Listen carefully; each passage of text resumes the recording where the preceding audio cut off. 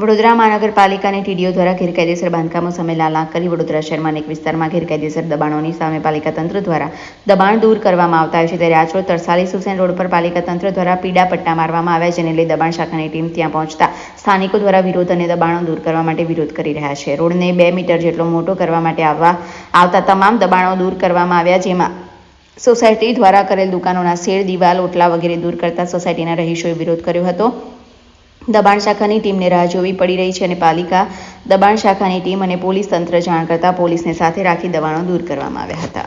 સુસેન સર્કલથી તરસાલી તરફ 40 મીટરની road line ખુલ્લી કરવાની કામગીરી ચાલુ છે. હા, ગેરકાયદેસર બાંધકામ સોસાયટીનો જે ગેટ છે તેની બહાર આ લોકોએ વધારાના આવેલા છે, એમાં વિરોધ થઈ રહ્યો છે, પણ કામગીરી ચાલુ છે સમજાવટથી. સમય આ દબાણ તો ઘણું જૂનું લાગી રહ્યું છે. 1 મીટર 1.5 મીટરથી લઈને 2 મીટર 2.5 મીટર સુધીનું દબાણ આ સ્થાનિક સોસાયટીના રહીશોથી વિરોધ કરવામાં આવી રહ્યો છે.